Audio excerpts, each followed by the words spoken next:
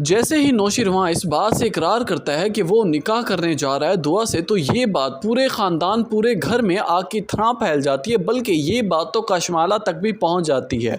अब घर में सारे तरफ उधम बुधम बच जाएगा, क्योंकि इस बात से ना तो बाबा सही राज़ी हैं ना ही अम्मा सहन राज़ी हैं, क्योंकि वो चाहते ही नहीं है कि नौशिरवां दुआ से निकाह करे, जबकि पहले से ही वो शादीशुदा है। अब यहाँ पर सारों से इख्तलाफात मोल लेकर नौशिरवां चला है दुआ से निकाह करने के लिए। यहाँ पर देर तो हो जाती है, वहाँ पर दुआ भी फुल तपी बैठी होती है, मोबाइल तक तोड़ देती है नौशिरवां का।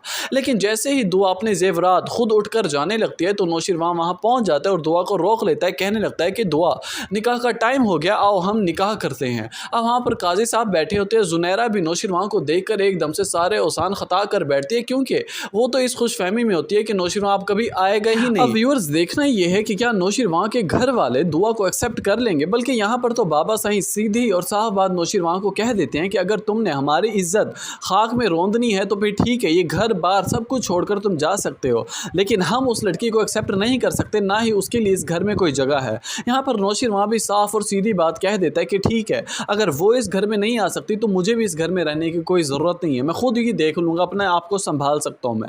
अब यहाँ से सारे रिश्ते नाते तोड़कर नौशिरवां चला जाता है जाफ़र के साथ, वहाँ पर जाकर फ़ौरन से निकाह कर लेता है। निकाह के बाद जब जुनैरा से बात होती है कि अब दुआ को मैं लेकर जा सकता हूँ, जुनैरा कहती है कि हाँ ठीक है, अब तो आपके निकाह में, अब आपका जहाँ दिल करे जाकर ले जाए।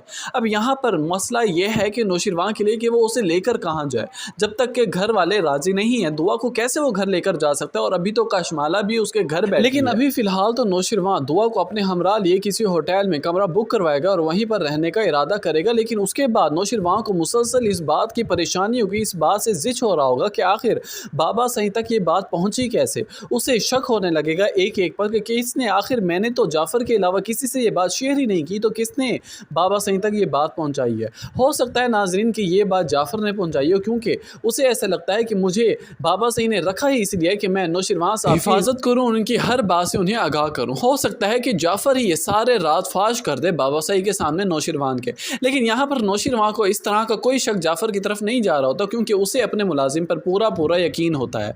अब व्यूअर्स देखना यह है कि क्या दुआ अपने घर वालों से मिलने जा सकती है शादी के बाद, क्या नौशिरवां उसे जाने देगा, क्या दुआ के घर वाले उसे एक्सेप्ट कर पाएंगे। क्योंकि अब इस मोड़ पर आकर नौशिरवां को इस बात का डर लगने लग गया है कि यहाँ पर होटल में रहना सेफ नहीं है दुआ के लिए, क्योंकि कुछ भी हो सकता है, कुछ भी करवाया जा सकता है। इसलिए वो इरादा करता है कि अभी दुआ को अपने माँ बाप की तरफ जाना चाहिए। वो दुआ से पूछता है, दुआ कहने लगती है कि अब वो मुझे किसी भी सूरत एक्सेप्ट नहीं करेंगे, ना ही मैं उस घर में जाना चाहती हूँ दोबारा, मुझे पता है मेरा अंजाम क्या होगा।